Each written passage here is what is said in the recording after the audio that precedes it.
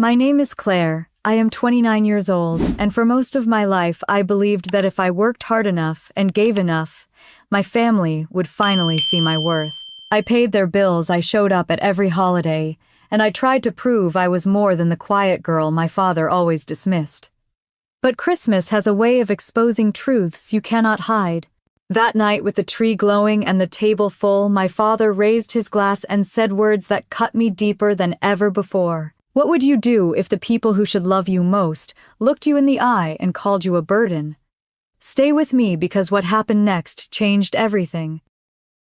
Let me take you back to where it began. At Christmas dinner, the table was glowing with candles, and the tree lights twinkled across the room. Plates of food were set out neatly, the ham glistening, the rolls steaming, the wine glasses filled. My family filled the chairs, laughter and clinking silverware filling the air, but inside my chest there was only a steady ache. I kept reminding myself this was supposed to be my night, my way of showing them I was no longer the child they dismissed, but a woman with a career, a home, a life. Then my father lifted his glass, his hand steady, though I knew he had been drinking. He looked across the table at me, his eyes narrowing. Everyone else kept smiling, forks still raised, waiting for his toast. And then he said it. "You will always be a burden."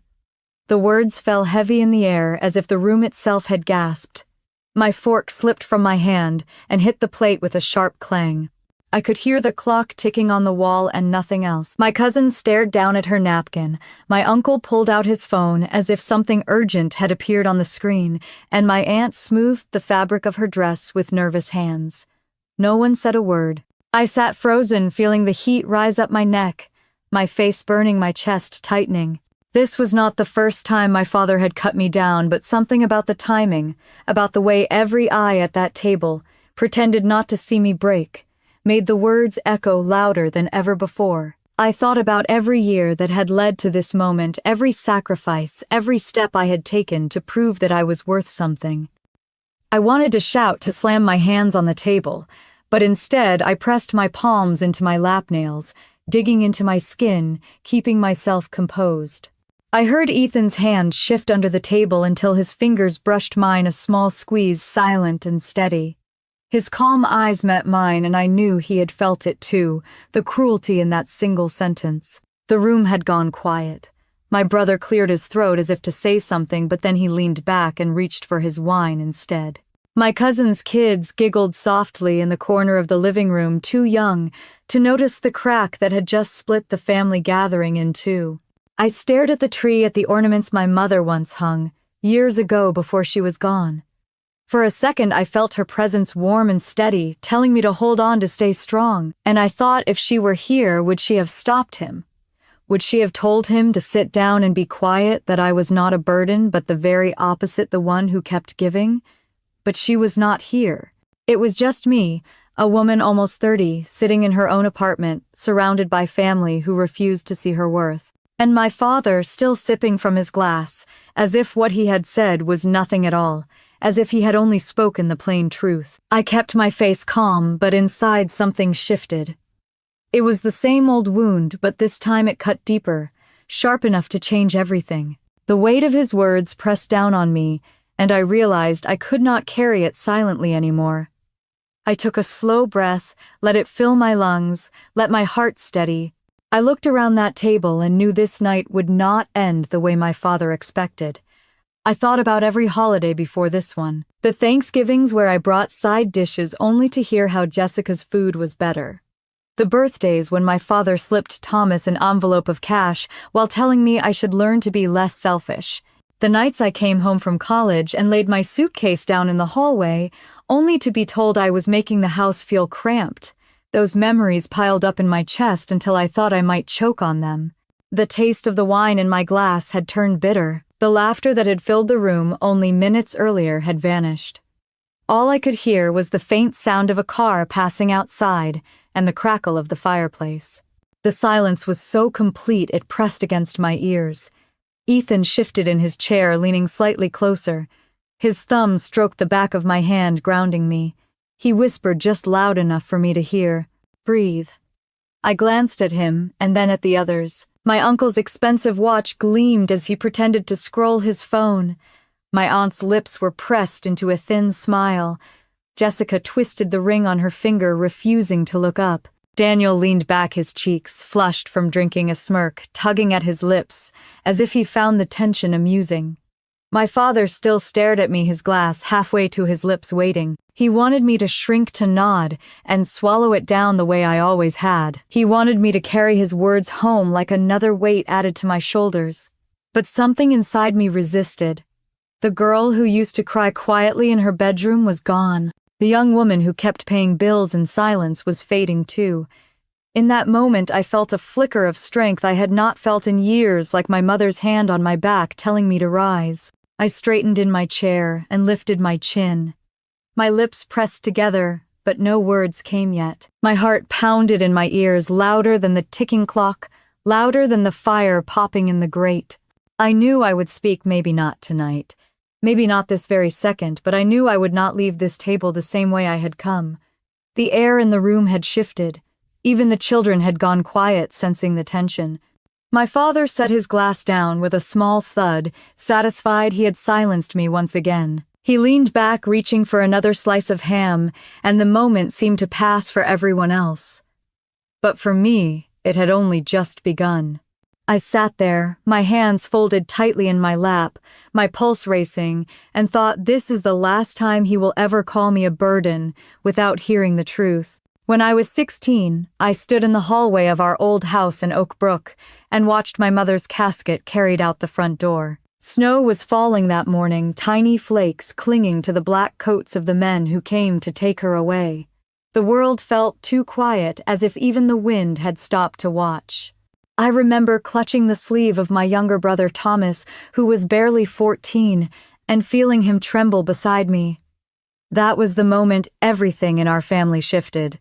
My mother, Laura, had been the soft center of our lives. She was a fourth-grade teacher, gentle but firm, with a laugh that could fill every corner of our house. She always knew how to smooth the sharp edges of my father's temper. She had been the one who encouraged me to draw, who bought me sketch pads even when money was tight. Losing her meant losing that shield. After she was gone, my father changed. He worked long shifts as a warehouse supervisor, came home smelling of sweat and beer, and sat in his chair staring at the television. He started drinking more first, just a can or two, then hard liquor. His words grew sharper, his patience shorter. At first I thought it was grief, and maybe it was but grief hardened into something darker. It turned into bitterness. I began to notice how differently he treated Thomas and me. When Thomas failed a class, my father shrugged and said boys needed time to mature. When I got an A, he would grumble about how grades did not put food on the table. Thomas could come home late, skip chores, and still get a pat on the shoulder. If I was 5 minutes late from the library, I would find him waiting at the door demanding an explanation. There was one night not long after my mother's funeral when I overheard him on the phone with my Uncle Robert. He was talking about how hard it was to raise 2 kids on one income. His voice dropped lower, but I still heard him say that I was expensive, that everything about me cost money he did not have. The words burned into me. From then on, I carried the sense that I was not just a daughter, but a bill he had to pay. The house itself felt emptier, too. My mother's pictures stayed on the walls, but her warmth was gone. At Christmas, the year after her death, the decorations were half-hearted. The stockings she had sewn by hand were left in a box. My father bought a small artificial tree and told us it was easier that way. I tried to make it feel normal, hanging a few ornaments myself, but it felt like pretending. School became my refuge. I poured myself into drawing, into every art class I could take. Teachers noticed and encouraged me, telling me I had talent. That encouragement became my lifeline. I sketched late into the night at the desk my mother had bought from a garage sale, the lamp, casting a yellow circle over my paper, while the rest of the house sat in shadow. Thomas drifted the other way. He started skipping classes, hanging out with kids who smoked behind the gym, coming home, smelling like cheap cologne and cigarettes. My father brushed it off, saying boys would be boys. When Thomas totaled his bike because he was drunk, Dad gave him another with barely a lecture. Meanwhile, if I so much as misplaced a notebook, I heard about it for days. The imbalance only grew sharper as we got older. I worked part-time at a diner when I was 17, saving every dollar for college. My father never once asked me how my shifts went. But when Thomas got a summer job washing cars, Dad celebrated with beers, bragging that his boy was learning responsibility.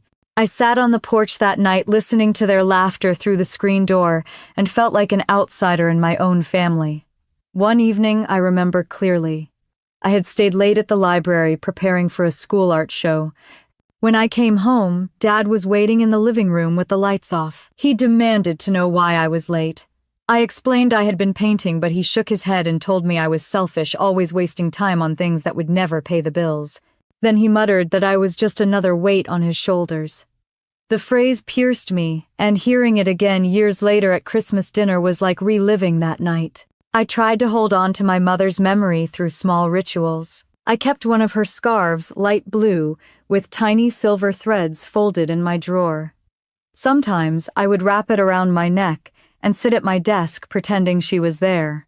I still remember her voice telling me I could be whatever I wanted, that I was not a burden, but a blessing. Those words carried me through the darkest years, even as my father's bitterness grew louder. By the time I was finishing high school, the distance between us was impossible to ignore. He attended Thomas's football games even when Thomas sat on the bench cheering him on. But when I won an award for a regional art contest, he barely looked up from his beer. He told me to stop drawing on napkins and find something useful to do. That night I cried in the bathroom with the door locked, biting my sleeve so no one would hear. I learned early to swallow my feelings, to stay quiet, to avoid his temper. But inside I promised myself that one day I would prove him wrong. I would take the education he said was worthless and build something of my own. I would show him that the girl he saw as a burden could carry herself and more. Those years hardened me, but they also shaped me. I learned to rely on myself, to work twice as hard for half the recognition. Every paycheck from my diner job went into a jar I kept hidden under my bed. Every compliment from a teacher I stored like a treasure. I told myself that once I left for college, everything would change. The night before I moved into the dorms at the University of Illinois at Chicago, I packed my suitcase and looked around my small bedroom one last time. My father did not help me load the car. He sat in his chair, staring at the television, a beer in hand. When I told him I was leaving in the morning, he just said, "Try not to waste the money." I carried my bag outside alone, the summer air, heavy, my brother nowhere to be found. As I lay in bed that night, the window cracked open to let in the warm air. I thought about my mother. I imagined her tucking me and whispering the words she used to say, that I was enough, that I was capable.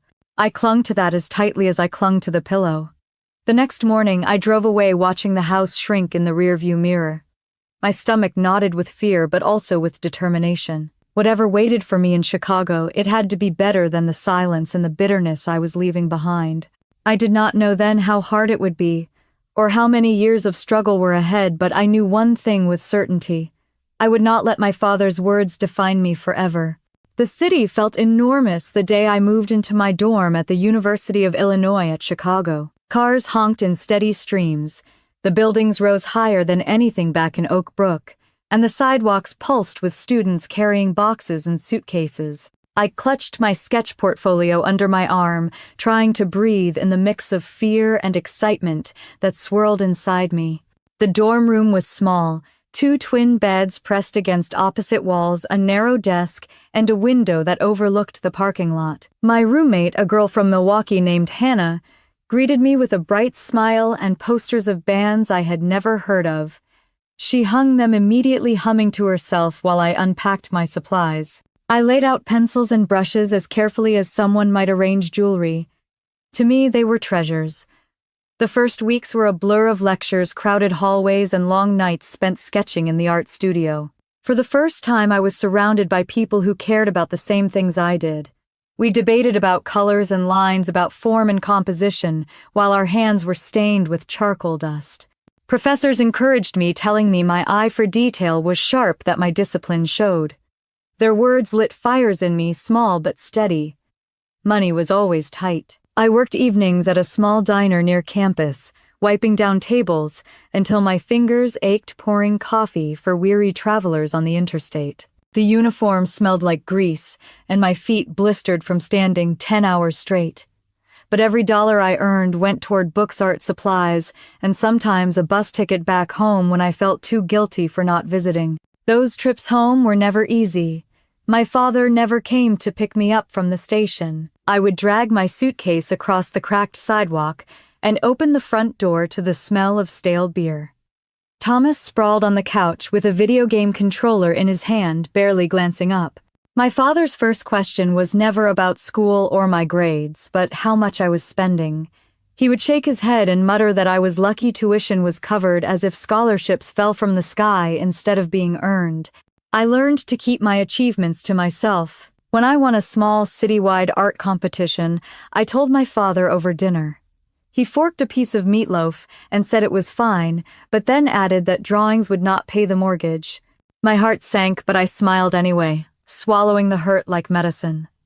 Back at school, things were different. I found encouragement everywhere.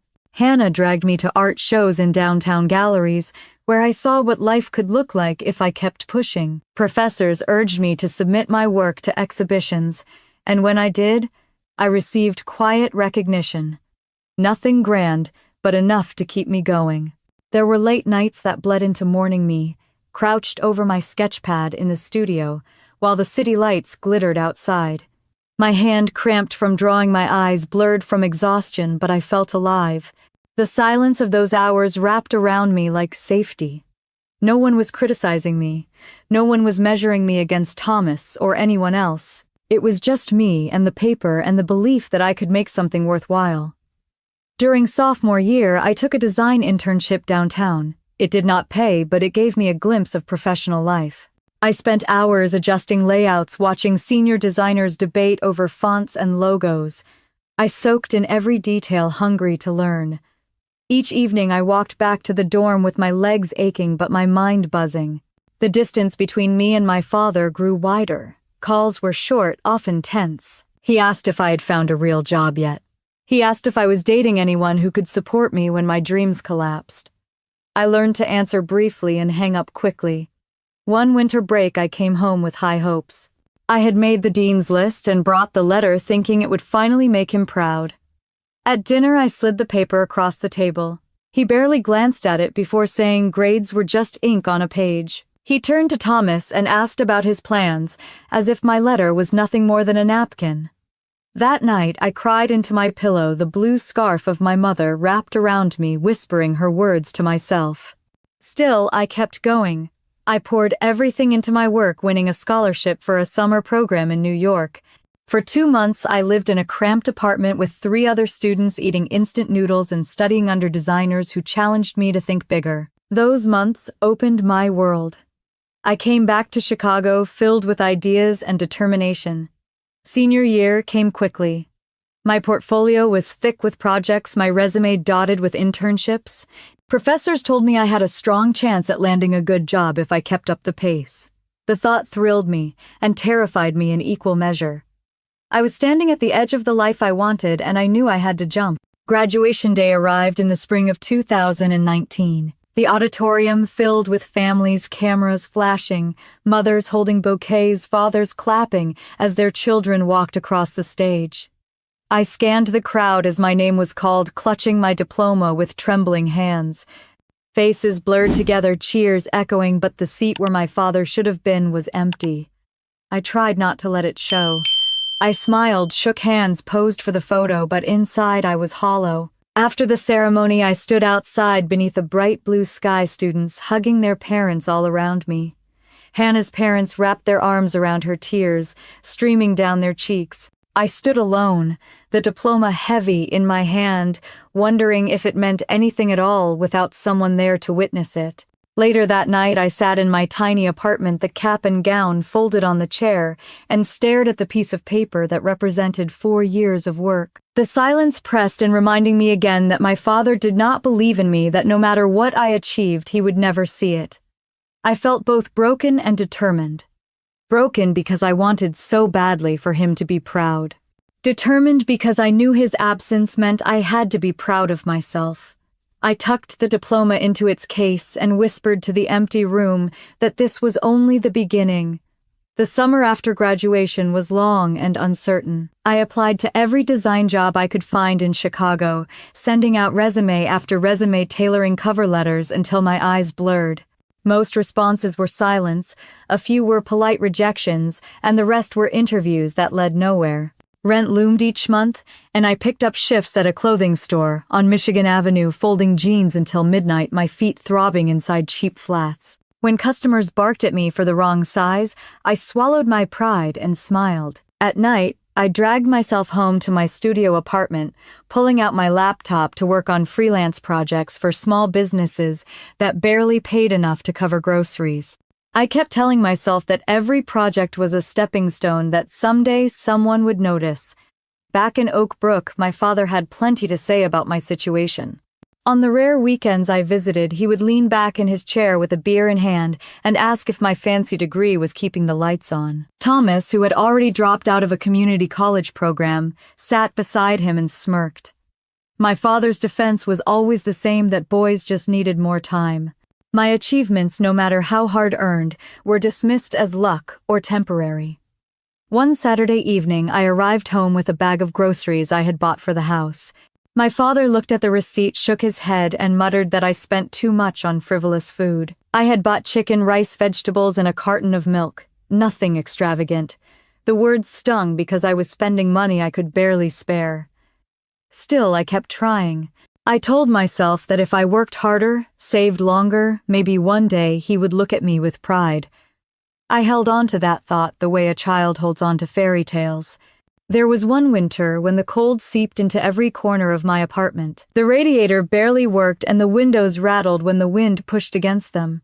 I pulled on 2 sweaters, heated a pot of soup, and opened my email to find another rejection. I laid my head on the desk and let the tears come quick and hot before wiping them away with the sleeve of my sweater. No one could see, but the weight of failure pressed heavy. Even then, I never stopped sending money home. From the moment I earned more than minimum wage, I sent my father $500 each month. I told myself it was my duty, that he had worked hard to raise us, that I owed him something. I skipped dinners out with friends and wore the same pair of shoes until the soles thinned just to keep up with those transfers. When Thomas's car was repossessed, my father called late at night. His voice was calm, almost expectant, as he said Thomas needed help. I transferred $6,000 from my savings, watching my balance shrink until I could hardly breathe. Thomas never thanked me. My father simply said I had done the right thing. There were smaller requests, too. My cousin Daniel called asking for money for a job training course he never finished. My uncle Robert mentioned short-term trouble with a development project, so I lent him $8,000 I had worked years to save. Every time I convinced myself it was temporary, that one day it would come back to me not in dollars, but in respect. That day never came. At work in the clothing store, I often caught my reflection in the mirror while refolding a pile of sweaters. I hardly recognized myself, eyes, tired hair, pulled back uniform stiff with starch. But behind the fatigue there was a spark. I reminded myself that I was more than this, that my degree was not wasted, that opportunity was out there. During those lean years, I clung to any encouragement. A client from a freelance project once emailed me saying my design helped her bakery attract new customers. She wrote that my flyer made her proud of her shop again. I printed that email and taped it above my desk, reading it whenever doubt threatened to swallow me. The tension at home only grew. On Thanksgiving in 2020, I drove back with pies I had baked, hoping to contribute something special. At the table, my father made a remark about how Jessica, my cousin, had made her side dishes from scratch with her children, how wholesome and family-oriented she was. He looked at my pies and said they were fine, but probably cost too much. My chest ached as everyone nodded politely, letting the comment pass. That night, I lay awake in my old room, staring at the ceiling, feeling both invisible and indispensable. They wanted my money, but never my presence, never my voice. I kept a journal during those years, scribbling late at night after long shifts. The pages are filled with questions I asked myself. Why am I never enough? Why do I keep giving? When will it change? Looking back now, those questions reveal a woman at the edge of breaking, trying to hold herself together with nothing but determination. By the summer of 2021, I was exhausted, but I also felt a stubborn fire inside me. Every insult, every rejection, every dismissal fueled it. I promised myself that no matter how many doors closed, I would keep knocking. One evening after a particularly hard shift, I sat at my desk and stared at my dwindling bank account. Rent was due, and my father had just hinted at another loan. My stomach twisted, but I sent the money anyway, telling myself it was for the last time. I folded my hands in my lap, the apartment quiet around me, and whispered into the stillness that somehow I would make this worth it. Somehow I would find a way out of the endless cycle of giving and never being seen. The break I had been waiting for finally came in the spring of 2022. I was scrolling job postings late one night when I saw an opening at a mid-sized advertising agency in downtown Chicago. My heart thumped as I clicked through the description.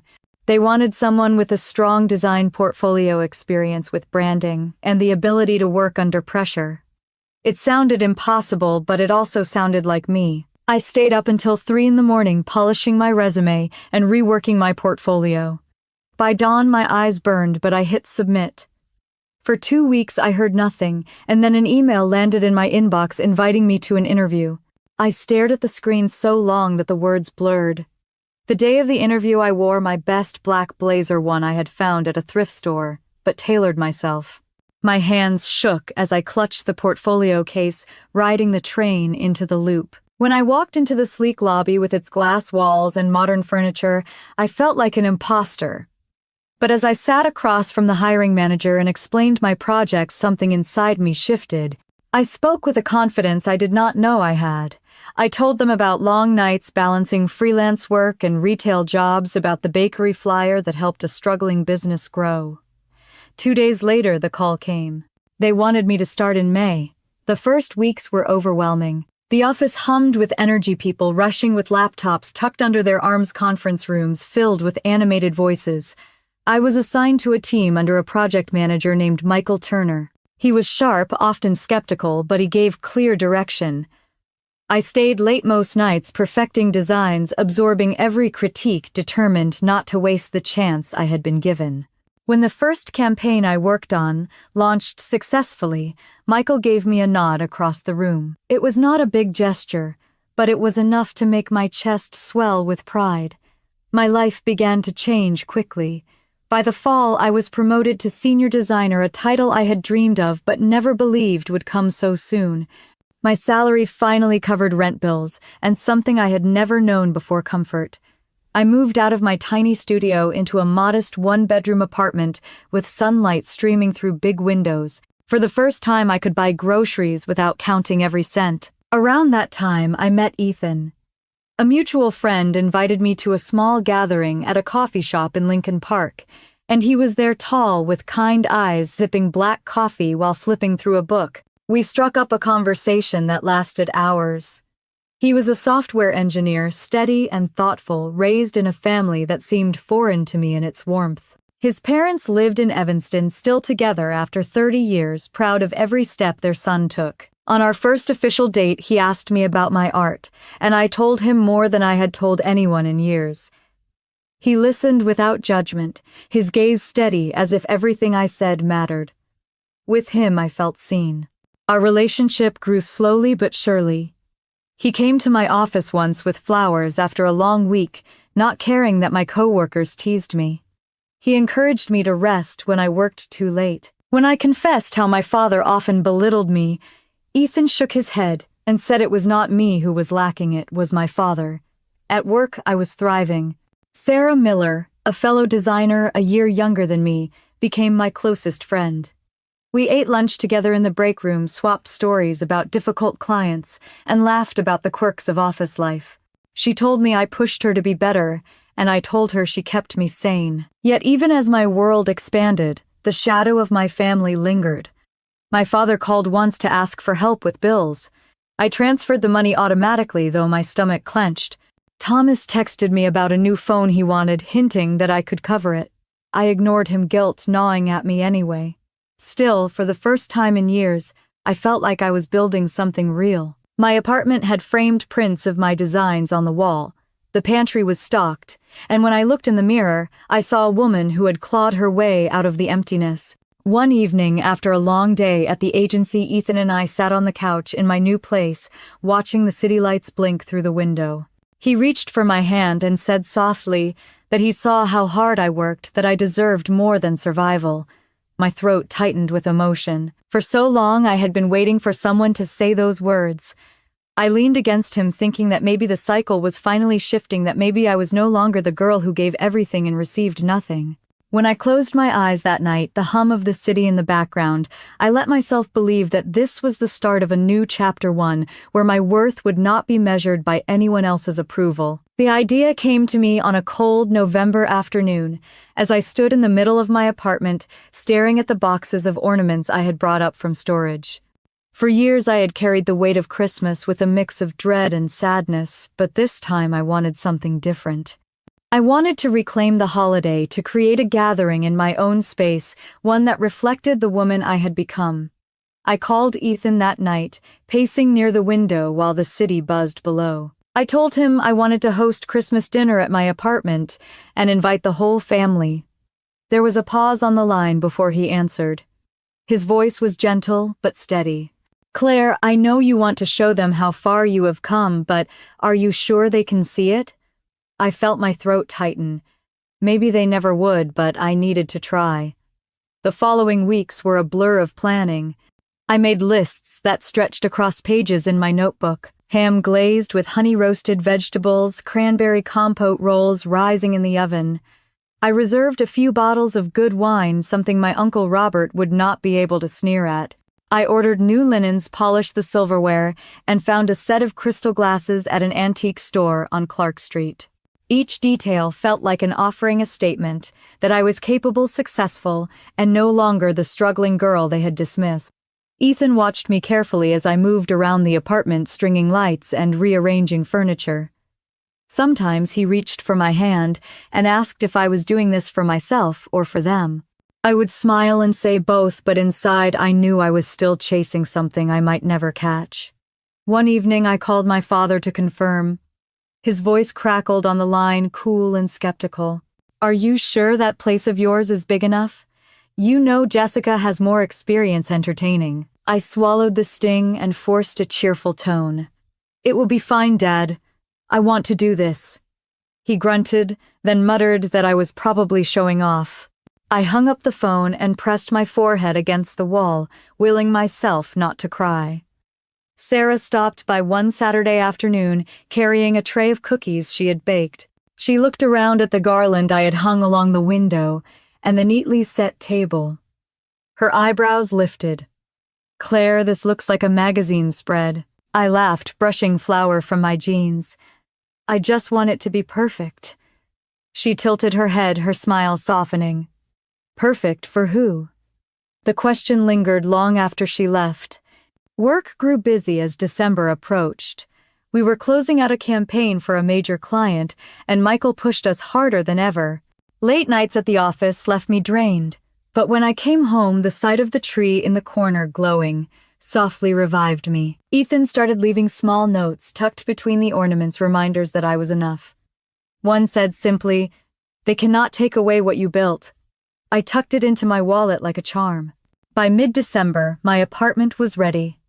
The spare chairs borrowed from neighbors, the extra leaves added to the dining table, the scent of cinnamon candles drifting through the rooms. I spent nearly $1,500 on groceries, wine, and decorations. Money, I told myself, was an investment in something bigger than a single night. A few days before Christmas, Ethan and I went shopping for last-minute items. As we walked through the crowded aisles of Mariano's, he paused near the produce section and touched my arm.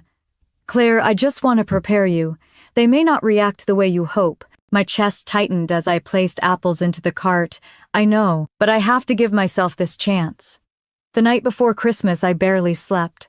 I moved through the apartment, checking everything twice, ironing the napkins, polishing the serving dishes until they gleamed. Outside, the snow began to fall in slow, quiet flakes, blanketing the city in white. I stood at the window, watching it, feeling the mix of excitement and dread battle inside me. Christmas morning arrived with the smell of spices and roasted ham filling the air. Ethan arrived early, carrying flowers and a bottle of champagne. He kissed my forehead and said the place looked beautiful. I smiled, clutching his hand, silently thanking him for believing in me. By late afternoon, the first knock came. I opened the door to see Robert and Susan stepping inside their coats lined with snow. Robert glanced around, his eyes scanning the apartment like a man evaluating property. Susan smiled tightly and murmured how brave it was of me to choose such bold colors for the walls. I swallowed the sting and ushered them in. Not long after Jessica arrived with her husband and children, their laughter filling the air. She hugged me, politely complimenting the flower arrangements. My father, however, leaned down to her ear, remarking how Jessica always made her own centerpieces, how much more personal that was. The words drifted through the room like smoke, settling heavy in my chest. Daniel stumbled in later, his cheeks flushed, smelling faintly of whiskey. He collapsed onto the couch without removing his shoes, stretching out as though it were his own. I asked softly if he could take them off, but before he moved, my father barked that I was being too precious about furniture. I forced a smile and turned back to the kitchen, my hands trembling as I adjusted the serving trays. The room filled quickly, voices rising, laughter overlapping. Yet beneath it all was a current of tension that I could feel pulsing against my skin. Every effort I had made, every dollar spent, seemed invisible.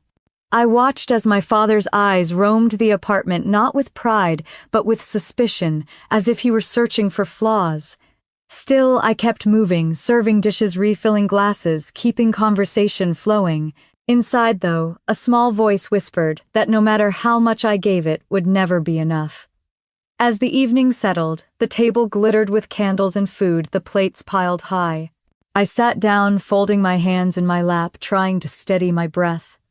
This was the moment I had worked for, the moment I hoped would change the way my family saw me. But as I glanced at my father across the table, his eyes narrowed, his mouth set in a thin line, I realized the night was only just beginning, and the battle I had tried to outrun was waiting right there with me. The first half hour of dinner passed in a blur of chatter and clinking silverware.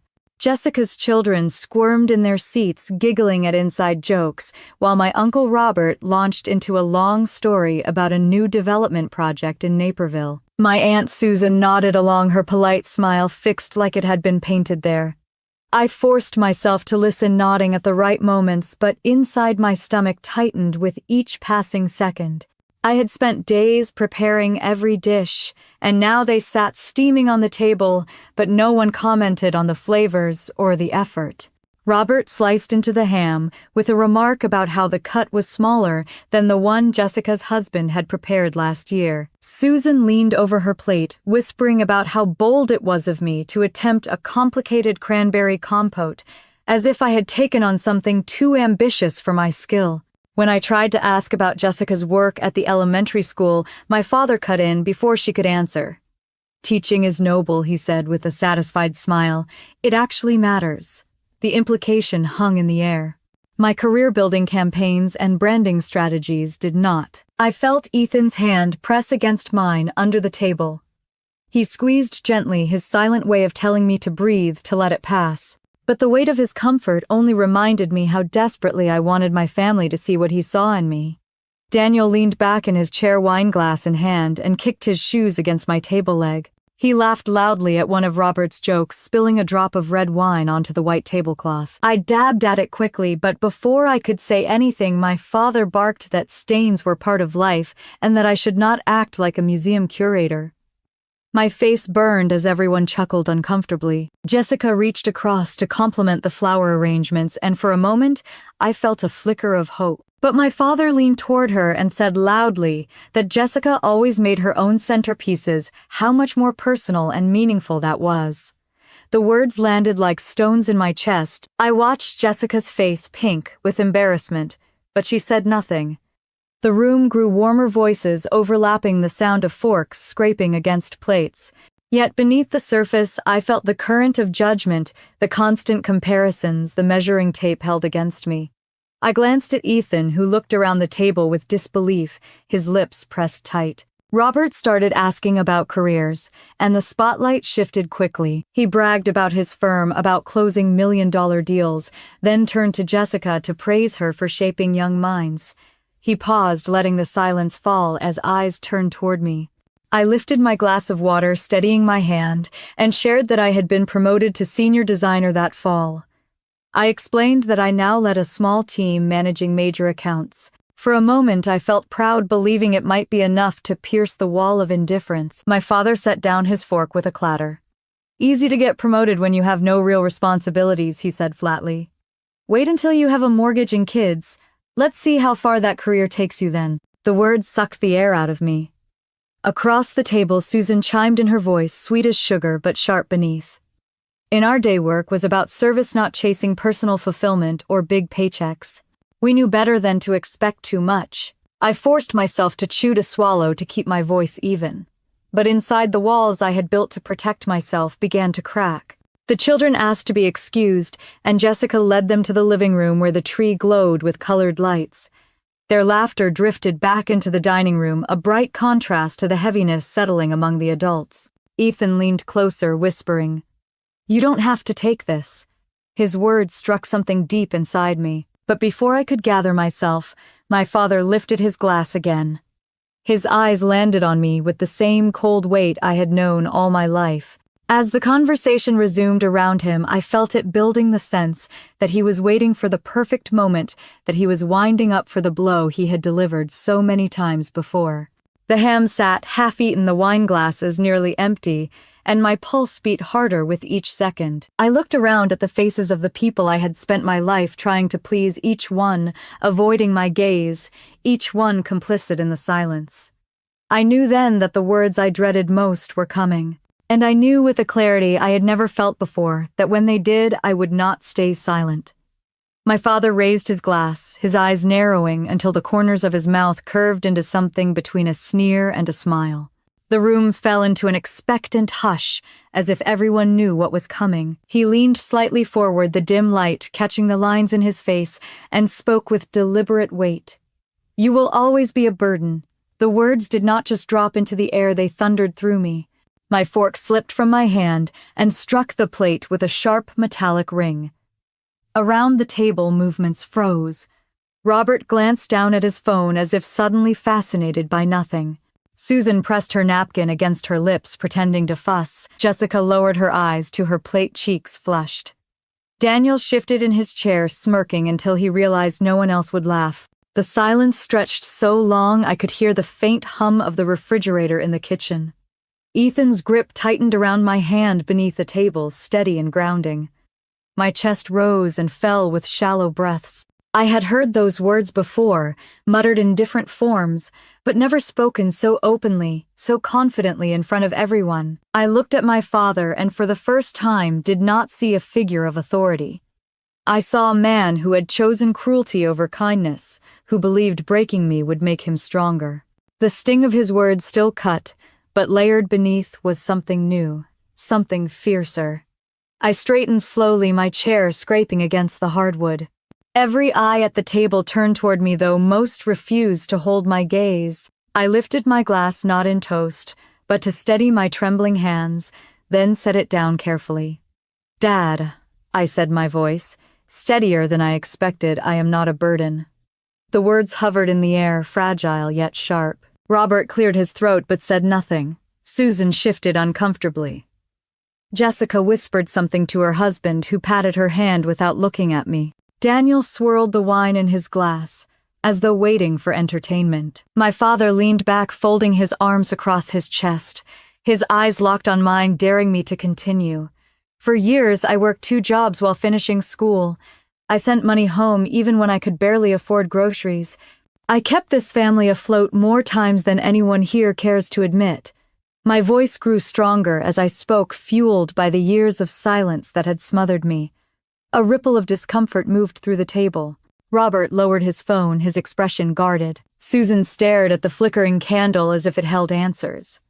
Jessica shifted in her seat, her shoulders tense. I remembered every night I had cried into my pillow, every dollar I had sent, every time I had been overlooked or dismissed.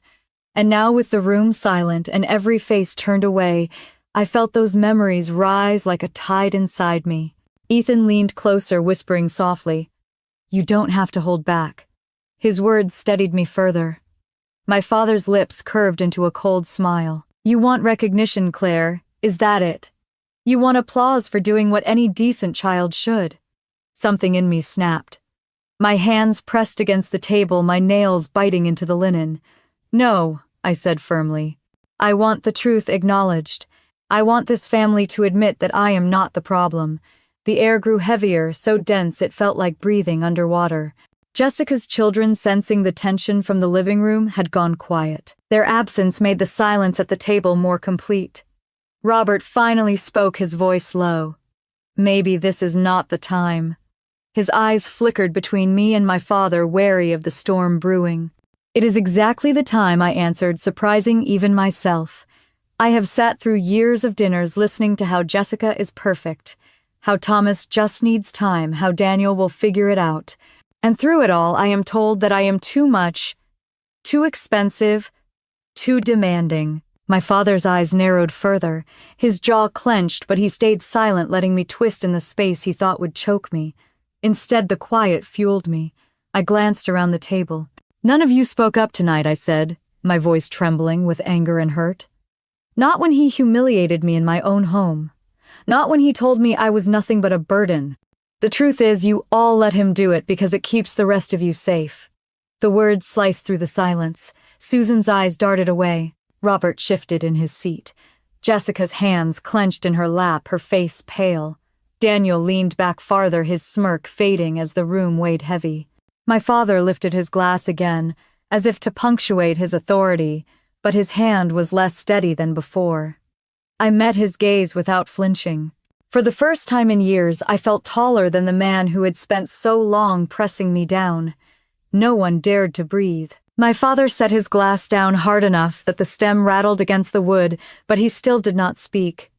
The silence stretched until my own heartbeat filled my ears.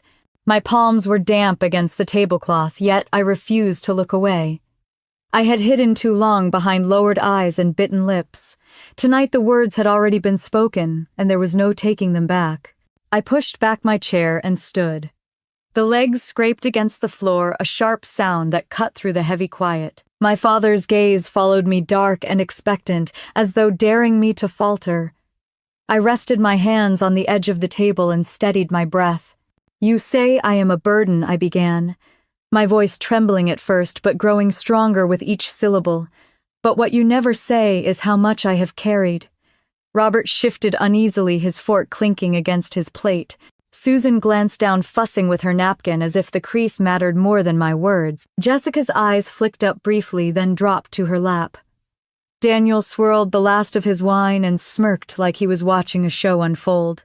I turned my gaze back to my father. "Do you remember when you could not pay the mortgage 2 years ago when the bank was sending letters? I paid $12,000 to keep this house from being taken. 12,000. The number hung in the air, stark and undeniable. Robert's head snapped up, his expression faltering. Susan froze with the napkin half folded in her lap. I looked at Thomas's empty chair, though he was not there. "And when your son could not keep up with his car payments, I covered $6,000, so he would not lose his only transportation. Twice." Daniel shifted uncomfortably now, his smirk slipping. "And you, Daniel?" I added, turning toward him. "You begged me for money to cover that training program you swore would change your life. $800 gone, and you never finished the course." His face reddened, and he muttered something under his breath, but no one asked him to repeat it. I let the silence deepen before continuing. "Uncle Robert, remember that short-term loan you needed for your project in Aurora? $15,000 wired from my account with your promise to repay quickly. It took you 1.5 years, and not once did you mention it in front of anyone." Robert opened his mouth, then shut it, his face pale. I leaned closer, my voice firm now, almost shaking with the release of years of silence. "Every one of you has leaned on me when it suited you. And still I am the one called a burden." No one moved. The candles flickered as if the air itself had grown thinner. Ethan sat tall beside me, his hand resting near mine, but not interfering, letting me own this moment. I straightened my chest, heaving, and turned back to my father. I have been the one holding this family together while you all looked away, and I am done letting you pretend otherwise. My father's face was tight, the muscles in his jaw working. He gripped the edge of his chair as if holding himself in place. For a long moment he said nothing, the weight of my words pressing into the room like another presence. Susan finally spoke, her voice thin. "Claire, maybe we should not air these things at the table." I turned to her, my anger sharpened by years of her polite cruelty. "Why not? Why should I stay quiet when I have been humiliated in my own home? When the man who raised me tells me I am worthless while sitting at the table I paid to set." Her lips closed and she looked away, cheeks flushed. The children in the other room had gone still, their laughter replaced by hushed whispers. The entire apartment seemed to be holding its breath. I felt my hands steady for the first time all night. The fear that had always silenced me was gone. In its place was clarity, a resolve that left no room for shame. My father's voice finally broke through. "You think money makes you better than this family." His words were low, meant to sting. I met his eyes, unflinching. "Number, but it proves I am not the burden you say I am." The words landed like a stone in still water, rippling out across every face. For the first time in years, no one had an answer. I pulled my chair back in, sitting tall, the plate before me untouched.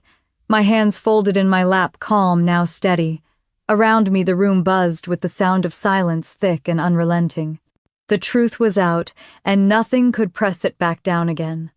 My father's chair creaked as he leaned back, his face flushed red, his jaw clenching as if he was holding back a storm. His hand gripped the armrest so tightly that his knuckles turned white. The others stayed frozen, eyes darting between us, waiting to see who would break first.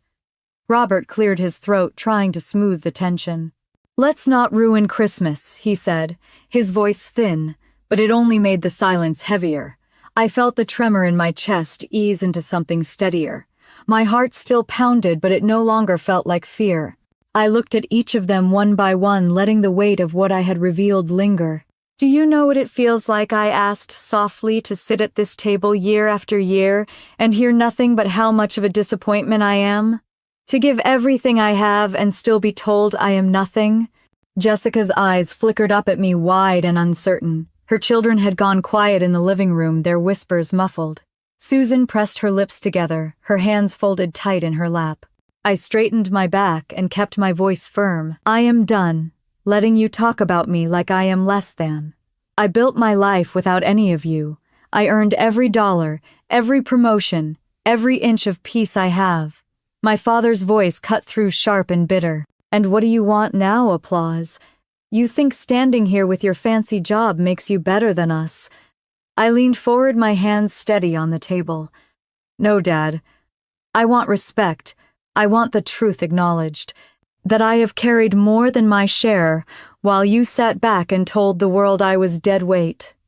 The words hit harder than I expected, even to my own ears. His eyes narrowed, but he said nothing. I turned toward Robert and Susan.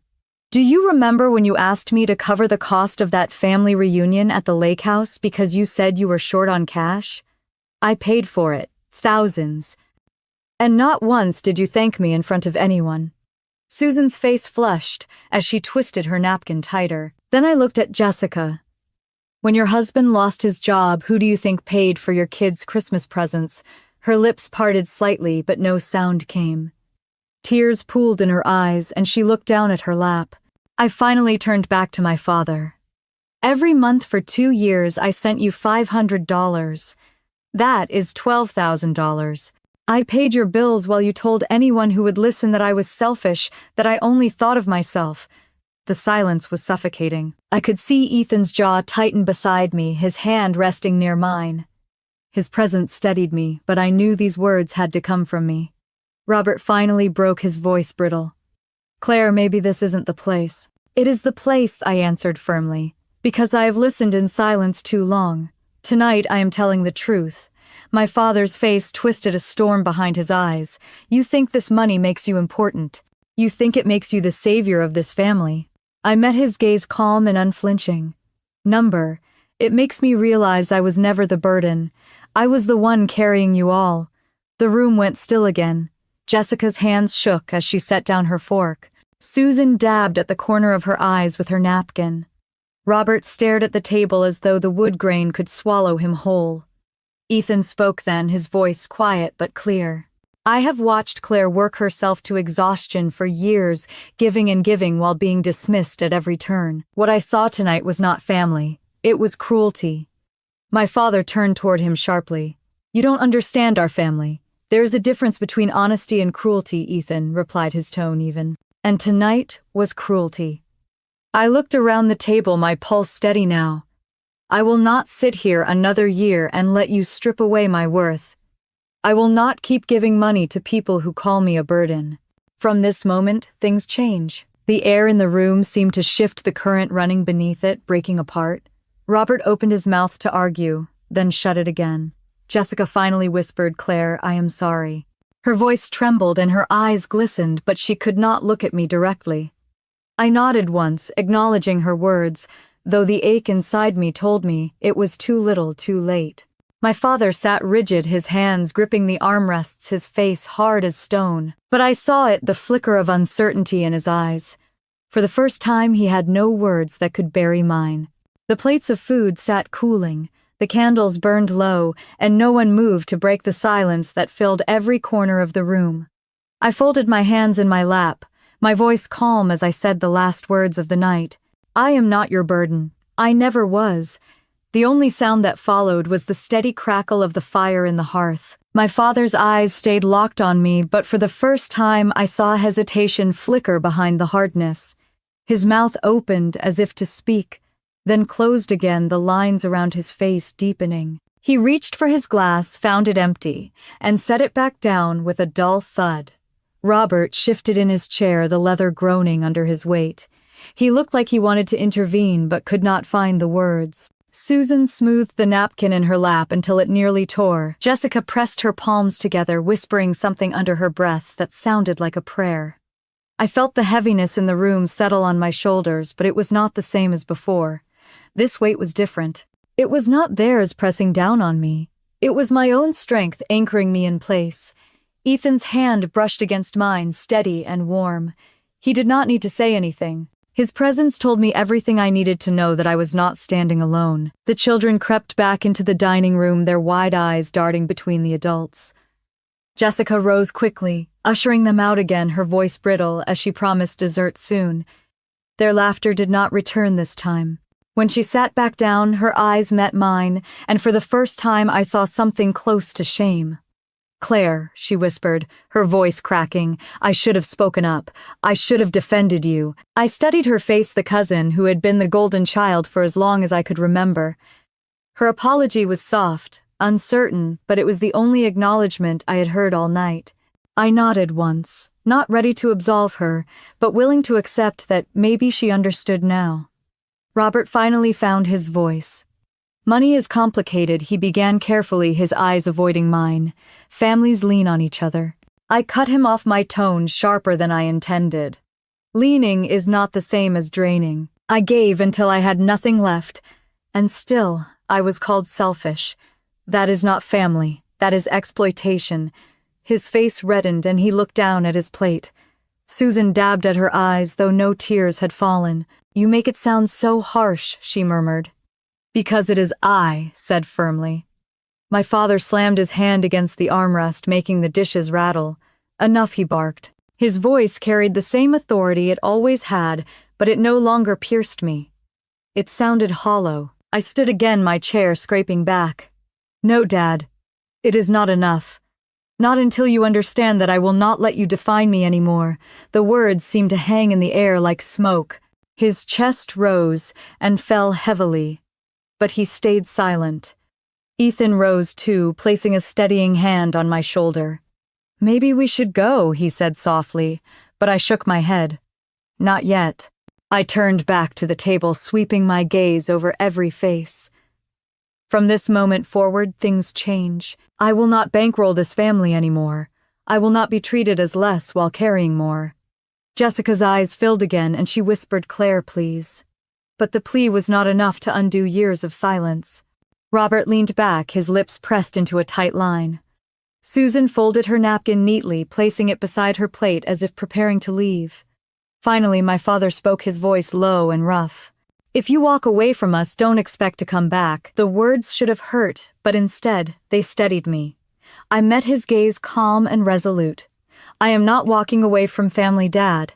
I am walking away from people who refuse to treat me like one." The candles burned lower, the wax dripping steadily down their sides. The room held its silence like a wound that would not close. I gathered my breath, feeling the fire in my chest begin to cool, not with defeat, but with clarity. I had said what I needed to say. Whether they heard it or not was no longer mine to control. I sat down again, folding my hands in my lap, my pulse finally slowing. Across from me, my father stared, but the power in his eyes was gone. The night was not over, but the battle had shifted, and for the first time I knew I had already won. The night ended quietly, without the usual laughter or warm goodbyes. One by one they gathered their coats, avoiding my eyes as they shuffled toward the door. Robert muttered something about a long drive back to Naperville. Susan trailed behind him with her lips pressed tight, and Jessica carried her children out without looking back. Daniel left without saying a word, the faint smell of whiskey clinging to him. My father was the last to stand. He held my gaze for a moment, his expression unreadable, then turned and walked out into the cold without a word. The apartment grew still after the door closed. The fire crackled softly, the candles burned low, and I stood in the middle of the room, feeling both empty and light.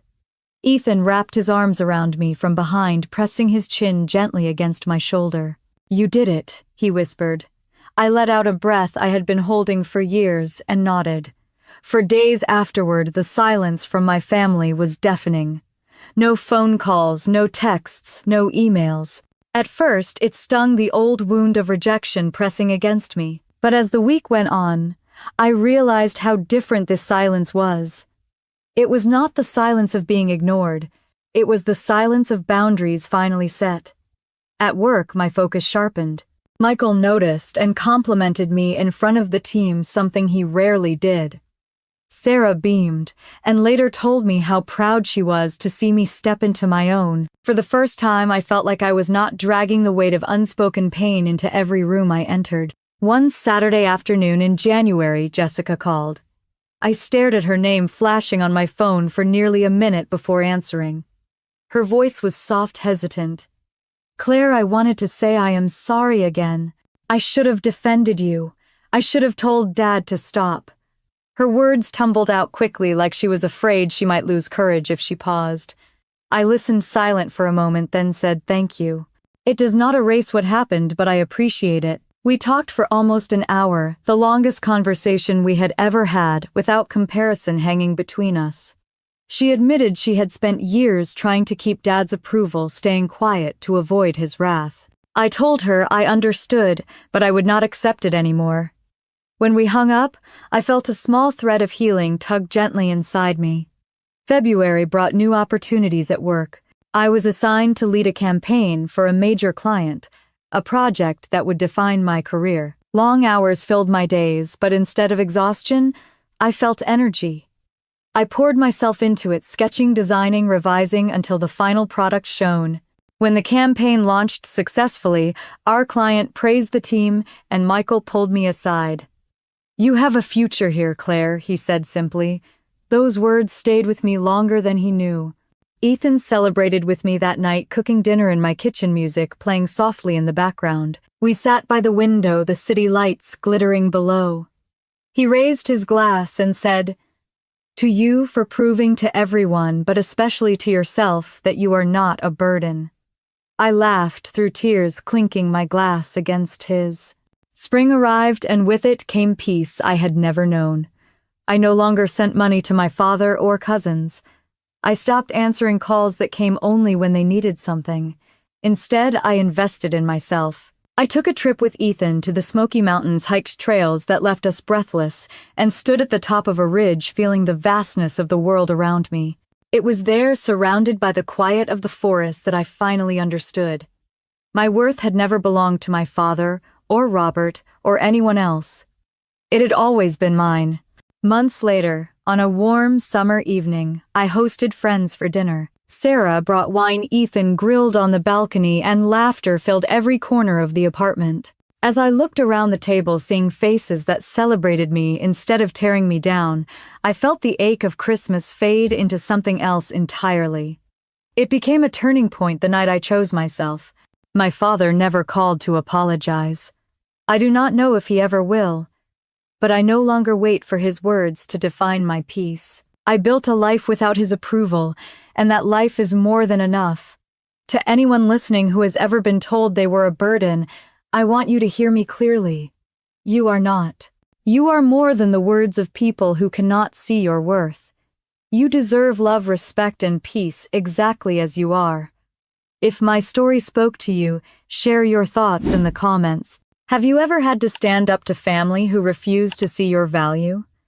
I would love to hear your experiences. Don't forget to like this video and subscribe to the channel for more real stories about finding strength, setting boundaries, and reclaiming your voice.